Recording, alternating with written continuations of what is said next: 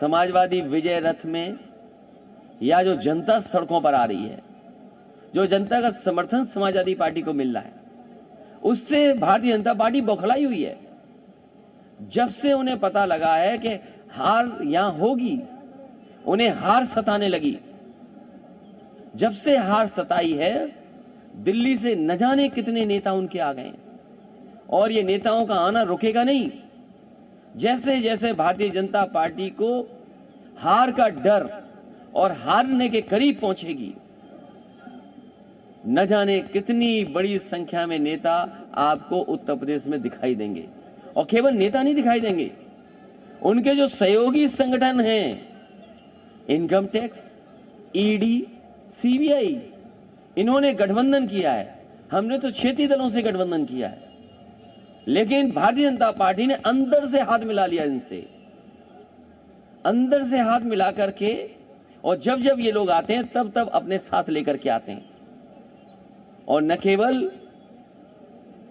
जनता का समर्थन है, बल्कि जनता ने यह मन बनाया है कि जिस समय चुनाव होगा, भारतीय जनता पार्टी का सफाया होगा। जनता इनके कार्यक्रमों में नहीं जा रही है। इनकी जो रैलियां हो रही हैं, उसमें जबरदस्ती लोगों को बस में बैठाते हैं। इनके लेखपाल, इनके तहसीलदार, इनके एसडीएम, इनके डीएम, इनके कप्तान, ये चुनाव लड़ रहे हैं, ये रैलियां आयोजन करा रहे हैं, ये रैलियों के आयोजक हैं। अगर भारतीय जनता पार्टी की रैली हो तो सबसे पहले सूचना उनको जिलाधिकारी को देनी पड़ती है। जब जिलाधिकारी को सूचना आ जाती है तो सबसे पहले रोडवेज की जितनी बसें वो बुक की जाती हैं, उसके बाद जितनी भी प्राइवेट कॉलेजेस की हैं, बसेस, स्कूल्स हैं, उनकी बुक की जाती हैं। जो शहर के प्रतिष्ठित लोग हैं उनको धमकाया जाता है, पुलिस का तान धमकाता है, उसके बाद बसें इकट्ठी होती हैं, कुछ जगह पैसा दे करके और मनरेगा के जिनको काम का लालच दे करके कह के आज तो केवल रैली में भाषण सुनना है, मनरेगा पेमेंट आपका हो जाएगा।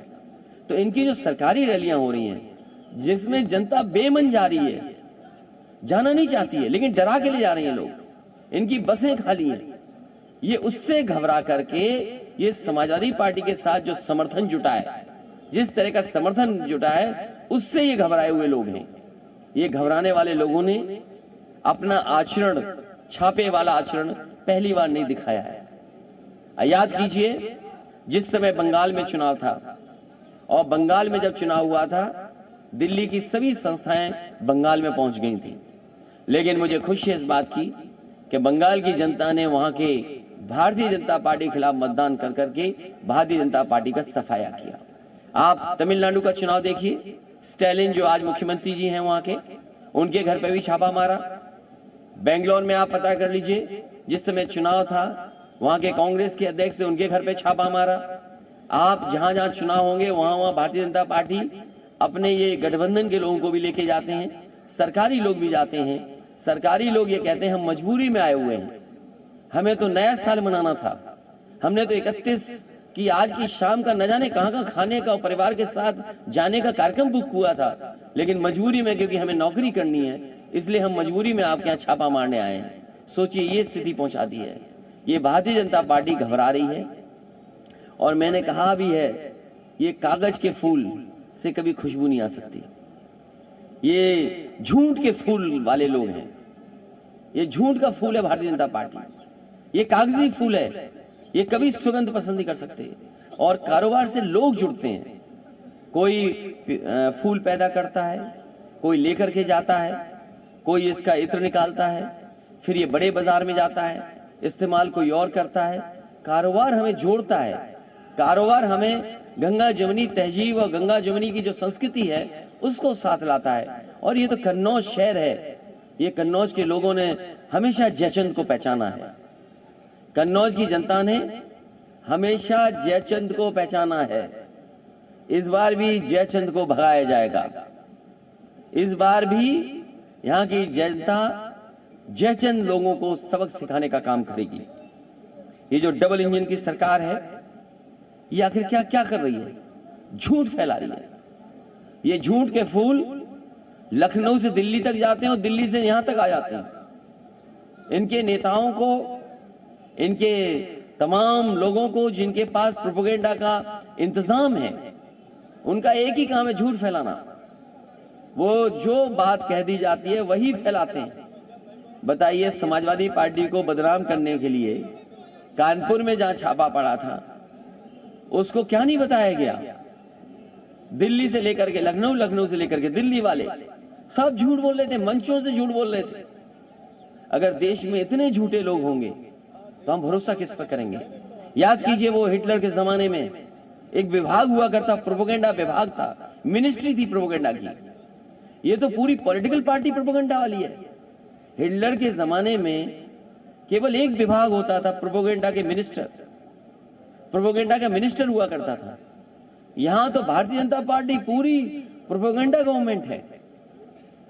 इन्होंने राजनीति को दूषित किया है, नफरत की दुर्गंध फैलाने वाले लोगों को। ये कन्नौज के लोग जो सुगंध को पसंद करते हैं, इनको आने वाले समय में सबक सिखाने का काम करेंगे।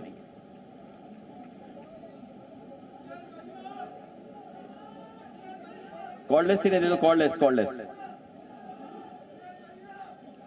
कॉर्डलेस दे दो, आप कॉर्डलेस दो।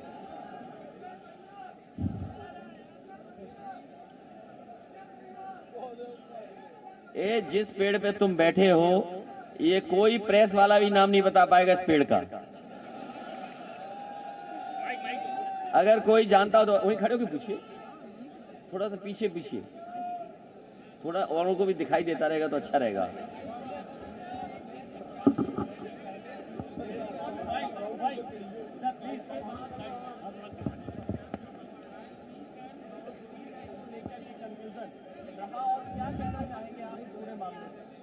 भारतीय जनता पार्टी जिस समय और उनके पूरे प्रोपेगेंडा के जितने भी लोग थे, झूठा प्रचार करने में नंबर 1 है, झूठ बोलने में नंबर 1 है।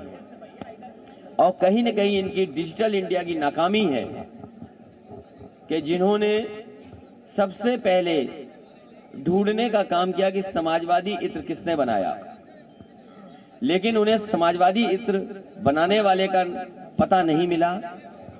डिजिटल इंडिया ने इनके अपने ही समर्थक के घर पहुंचा दिया। जो छापा पड़ा है वो भारतीय जनता पार्टी बता सकती है कि आज पैसा उनके पास है, अधिकारी उनके पास है, विभाग उनका है, कि आखिरकार ये पैसा वहां कैसे पहुंचा नोटबंदी के समय। और नोटबंदी नाकाम हुई कि नहीं हुई? जीएसटी जैसी जो व्यवस्था लागू की थी, क्या जीएसटी का ये हाल होगा कि लोग पैसा इतना इकट्ठा कर लेंगे?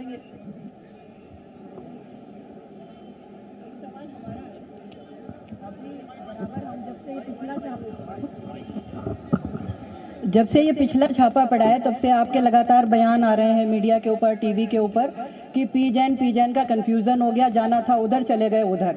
तो कहीं ऐसा नहीं लगता है कि इससे और ज्यादा प्रेरित हो गए कि चलो अब उधर ही चलते हैं, भूल सुधार लेते हैं? कन्नौज का इत्र का व्यापार सच के फूलों से चलता है। कन्नौज का इत्र जो व्यापार है वो सच के फूलों से चलता है। इस बार झूठ के फूल को सबक सिखाने का काम कन्नौज और प्रदेश के लोग करेंगे। अखिलेश जी, भाजपा से सवाल पूछा गया कि आप लोग एलिगेशन लगा रहे हैं, तो वो कह रहे हैं कि ये लोग जो एजेंसीज हैं उनकी सैंक्टिटी पे क्वेश्चन क्रिएट कर रहे हैं। पहला सवाल ये। दूसरा, आपको क्यों लगता है सर कि बार बार एजेंसीज को ऑपोजिशन पे मैं उन्हीं लोगों से जानना चाहता हूं कि कानपुर में जिसके पास इतना नोट निकला, भारतीय जनता पार्टी ये बताए किन बैंकों से पैसा निकाला गया और किन बैंकों की उस पर ठप्पा लगा हुआ है। जो सोना आया है वो किस रास्ते आया है वो तो केंद्रीय एजेंसी बता सकती हैं। और ये सूचना किसने दी है? आप उनका खुद का एक्ट पढ़िए, उनके विभाग का, आईटी डिपार्टमेंट का। क्या आईटी डिपार्टमेंट ने उन्हें सूचना दी कि समाजवादी पार्टी से संबंध है इनका? और अगर समाजवादी पार्टी से संबंध है तो वो हमें बताएं कि समाजवादी पार्टी से कैसे संबंध है।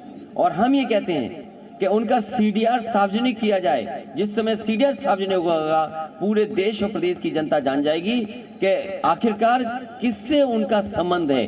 तो जो भारतीय जनता पार्टी के लोग समाजवादी पार्टी से संबंध बता रहे थे वो ये बताएं कि आधार क्या है। जिसमें प्रधानमंत्री से लेकर के देश के होम मिनिस्टर से लेकर के देश के उनके बड़े बड़े मुख्यमंत्री से लेकर के और छोटे छोटे नेता भी, वो भी यही बात कह रहे थे कि कन्नौज का इत्र व्यापारी समाजवादी पार्टी से जुड़ा हुआ है। जब उन्हें पता लग गया है, उनकी बदनामी हो गई, दुनिया में देश में बदनामी हो गई, इसलिए उन्होंने खिसिया करके, ये खिसिया के छापा मारा है कि कम से कम यहां तो छापा मार करके कुछ बदनाम कर लें।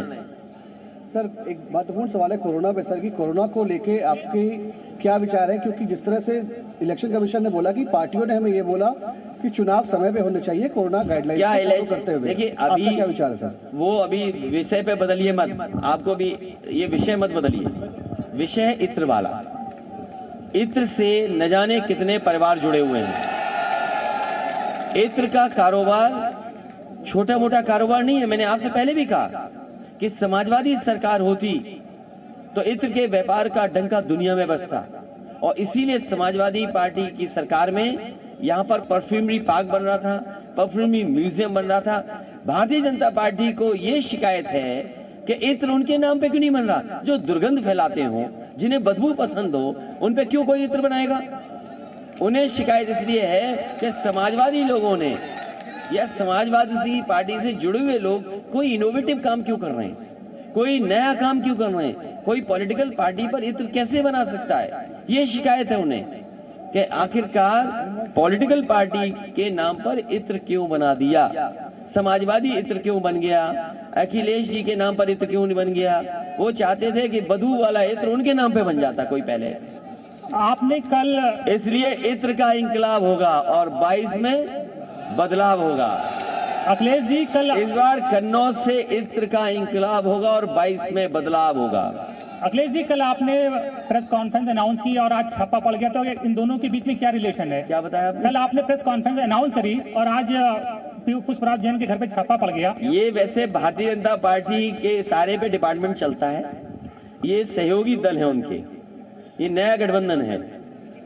ये इसलिए नया गठबंधन है कि पिछली बार इन्होंने जिन जिन दलों को सपने दिखाए थे, आप याद कीजिए, ओम प्रकाश राजभर जी आज समाजवादी पार्टी के साथ हैं। जब पहला कार्यक्रम उनके साथ हुआ तो मैंने ये कहा था कि इन्हीं के माध्यम से दरवाजा खोला गया था। इस बार इन्होंने दरवाजा बंद कर दिया और सिटकनी लगा दी है। 2 दिन पहले रिटायर हो रहा था, उसको 1 साल के एक्सटेंशन देकर के यूपी का चीफ सेक्रेटरी, और किस लिए?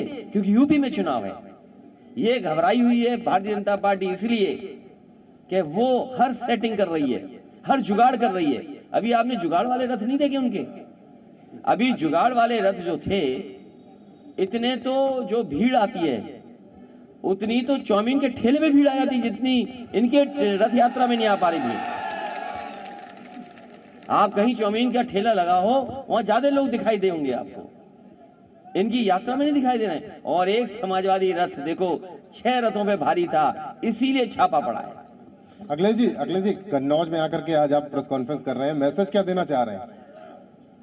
वैसे छापे का नहीं पता था मुझे कि यहां भी छापा पड़ जाता, और मैं इस कोशिश में था कि मैं जाता पुष्पराज जैन जी के पास, उनसे मिलता और समाजवादी परफ्यूम लेकर के आता और आप लोगों को बांटता। अब बताओ मैं पुष्पराज जैन जी के यहाँ जाऊंगा कैसे? जिस इत्र को बदनाम किया इन्होंने, मेरा केवल ये मकसद था कि 2021 बहुत खराब गुजरा। 2021 में लोगों ने देखा है कि किस तरीके से दवाई के लिए, किस तरीके से बिस्तर के लिए, किस तरीके से लोग ऑक्सीजन के बिना मिले जान चली गई। बहुत से परिवारों के सदस्यों की जान बच जाती अगर समय पर दवाई, समय पर अस्पताल और समय पर ऑक्सीजन मिल जाती, ये मेडिकल कॉलेज ना होता तो शायद बहुत लोगों की जान चली जाती। लेकिन ये भी मेडिकल कॉलेज को पर्याप्त साधन नहीं दिए। और मुझे याद है भारतीय जनता पार्टी के विधायक के भाई डिप्रेशन में आकर के, वो बताओ, छत से कूद करके उन्होंने जान दे दी थी कोविड में। कौन भूल जाएगा? यहाँ न जाने कितने लोगों की जान गई है कन्नौज में, जिनके पास दवाई नहीं थी, इलाज नहीं था, जिनकी जिम्मेदारी थी इलाज, दवाई, बिस्तर देना, वो दूसरों पे आरोप लगाते हैं। विपक्ष के लोग कहां थे? और सोचिए यही हमारा यहाँ Presenting B News app available on Google Play and App Store. Download it now.